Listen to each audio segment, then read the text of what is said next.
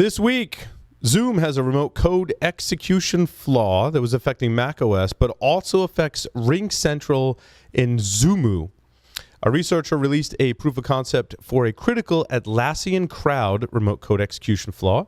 Thousands of legacy Lenovo storage devices are exposing millions of files. And an unusual Linux ransomware targets NAS servers, and how a hacked hair straightener can threaten your home.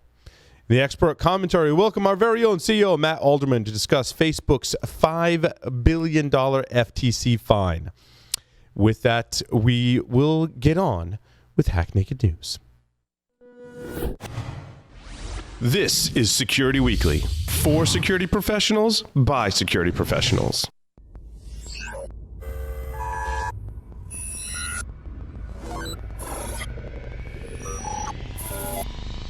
Broadcasting live from G-Unit Studios in Rhode Island, it's the show that brings you the security news each week. And despite popular belief, we do wear pants.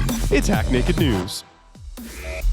Let the team at Black Hills Information Security test your defenses. With over 10 years of experience in penetration testing, red teaming, and threat hunting, the testers at Black Hills will help you find the holes in your security before the bad guys do. The team at Black Hills cares about educating and sharing their knowledge by creating countless blogs, open source tools, and webcasts for you to learn more about the tradecraft of pen testing and red teaming. Visit securityweekly.com/BHIS to join their mailing list and view the latest blogs and webcasts from Black Hills Information Security.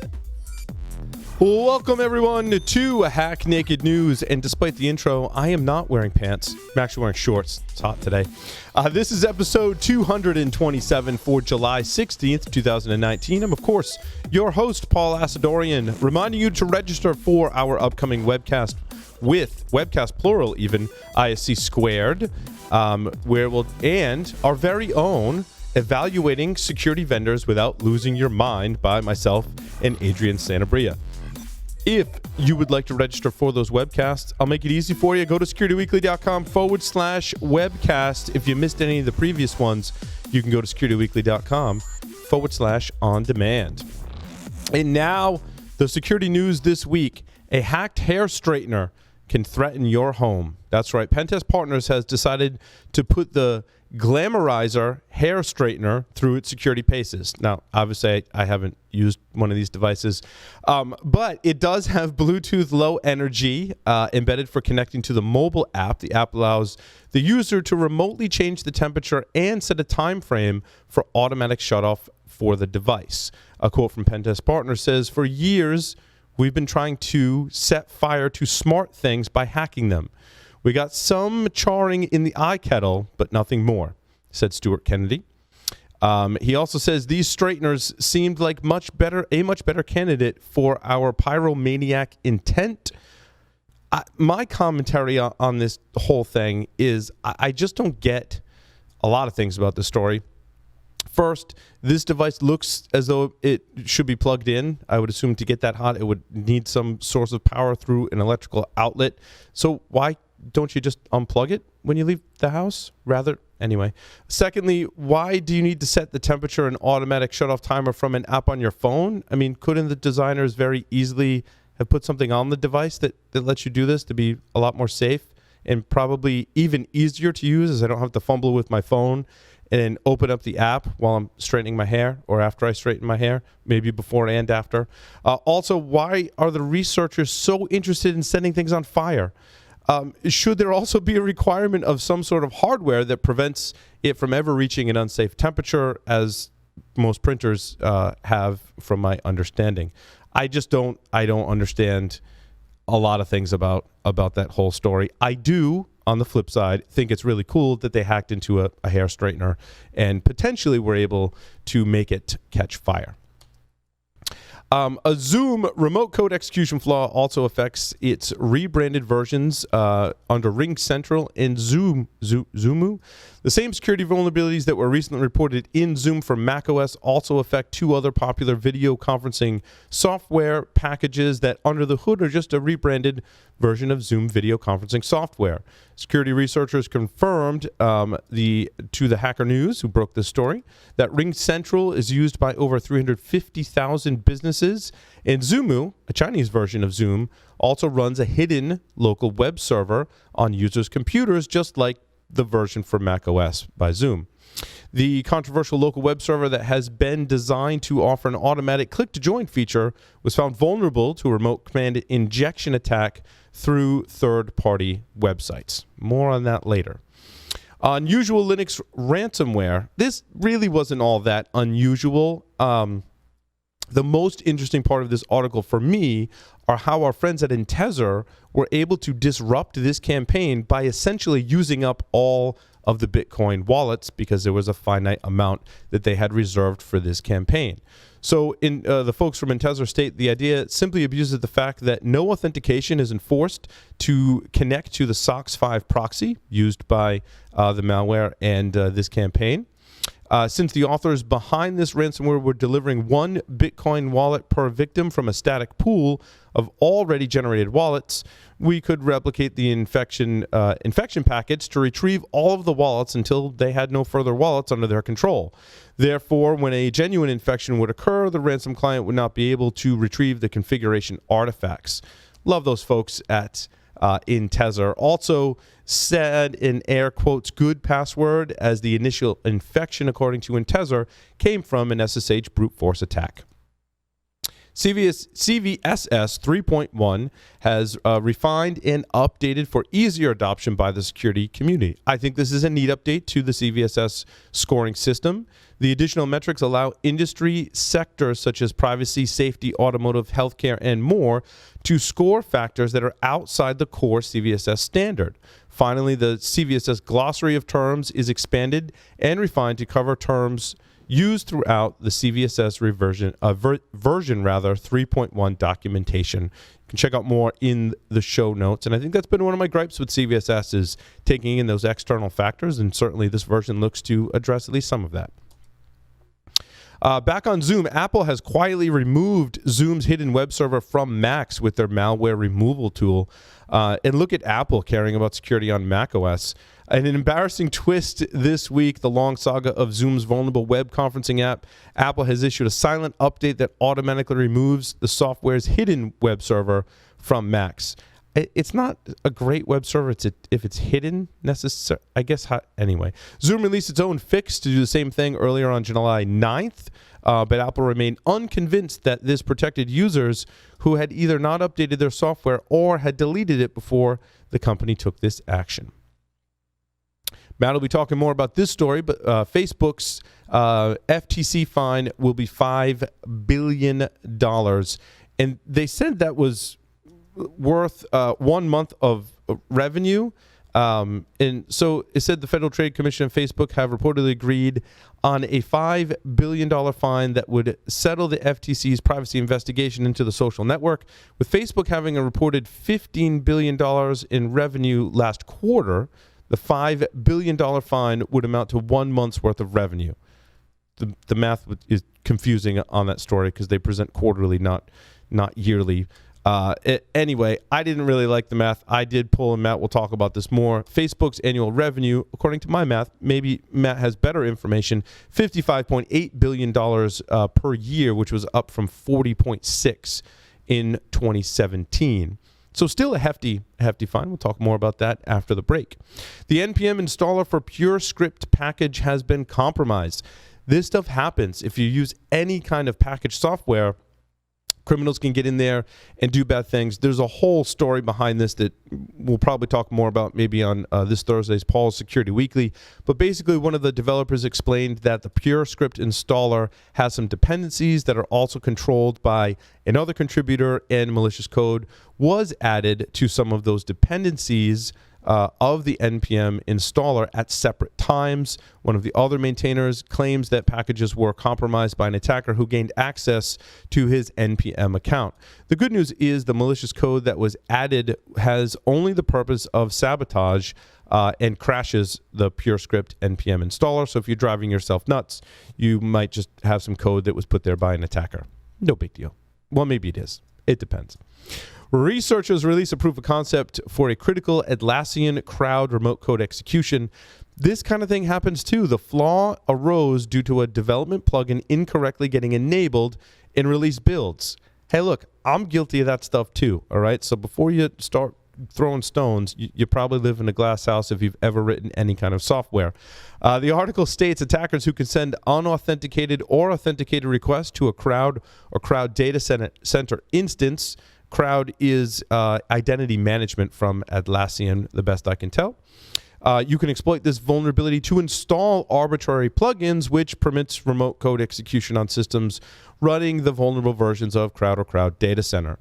Atlassian has a great reputation from everything that I've gathered, and that's not anything scientific, but all software has bugs, features, and vulnerabilities, and upgrades are available to fix the issue. Thousands of legacy Lenovo storage devices expose millions of files. Authentication is important. The API for these particular devices is completely unauthenticated and provided the ability to list, access, and retrieve the files remotely in a trivial manner, similar to millions of open S3 buckets being discovered. An attacker could have been able to scan the web for vulnerable devices, send malicious requests, target device IP addresses. However, commentary on the article says they could have also created a script that would automate the attack, of course, retrieve data from all vulnerable devices. The researchers from White Hat and others contacted Lenovo. Lenovo, who, by the way, I did a briefing with. I think they're fantastic, by the way. I think they just got a bad reputation because all you might see is the headlines. They have a team that's dedicated to security and products that I was super impressed with. So they've pulled all 3 versions of affected software out of retirement to address the vulnerability. That's something that not every large software company does. So you can track the flaw as CVE 2019-6160. An advisory was published by Lenovo and patches were issued. With that, we'll take a short break and come back with expert commentary with our very own Matt Alderman.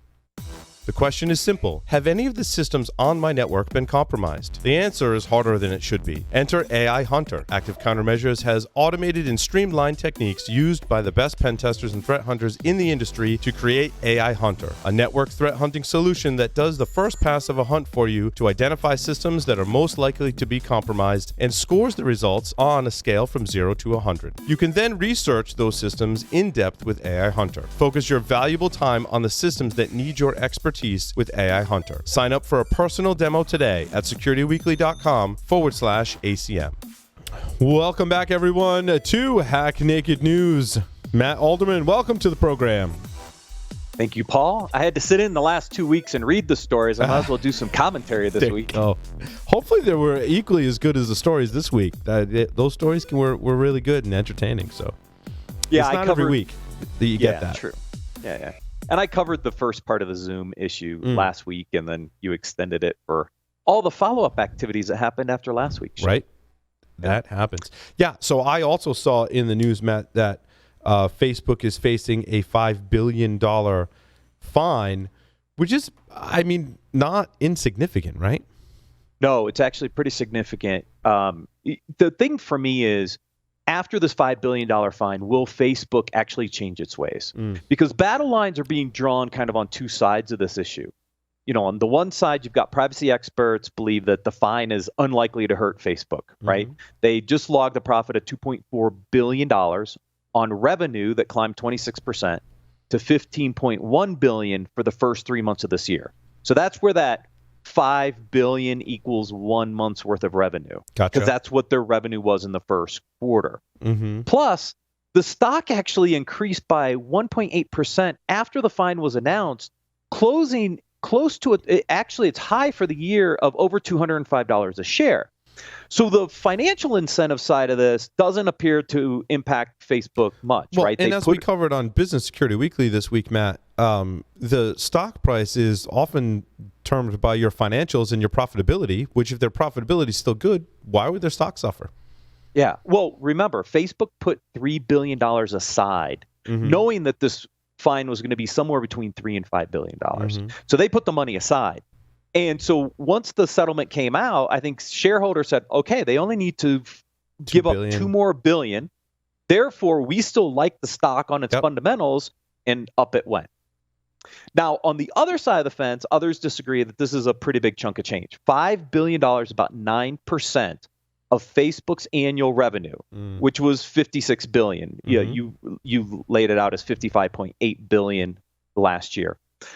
Now, that is more than double the maximum percentage, which is 4% of annual revenue that can be imposed under the EU's General Data Protection Regulation, GDPR. I guess we should say why they're being fined. It was a GDPR violation, is that?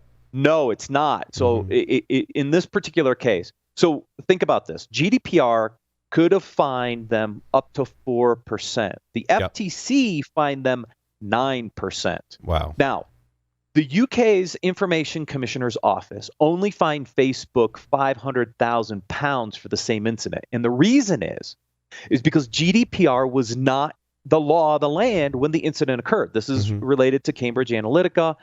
GDPR was not a requirement. So that fine that was imposed was only £500,000, which is absolute peanuts in this particular case.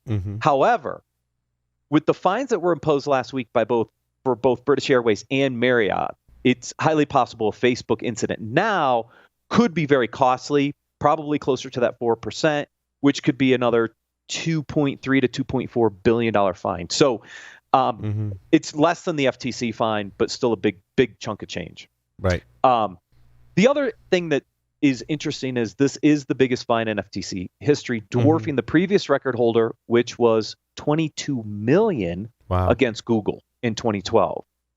Now, Google misrepresented Safari users that it wouldn't place tracking cookies or serve targeted ads to them. But because of Cambridge Analytica timeframe, the ruling falls under basically the same privacy settlement with the FTC, but a much bigger fine here. Right. So this fine leaves Facebook where? Pretty much in the same place it was. Gotcha. Unless one of two things happens, in my opinion, right? More Congress, Congress passes a national privacy bill, but the chances of that are pretty low. California has a bill for consumers that could create some impact, but until we see something similar to GDPR or even some more hefty fines around this, I think it's going to be very hard. The second thing is, look, a lot of people are calling for the breakup of Facebook. I'm not a big believer in that. I don't think you break up big companies because they've been successful. I don't think that goes anywhere. So here's my warning. Users beware. As long as Facebook can make money selling your data and the fines have little impact, there is no incentive for them to change, which means buyer beware. Right. You either use it or you don't. It's economics, right? It likely would cost Facebook more money to be in compliance with a lot of these privacy laws. In addition, the time and effort they're going to put into that could take away from other projects, right? It could also impact their revenue. It's like a double whammy if they start trying to comply with these privacy things, which is a shame, to be quite frank, right?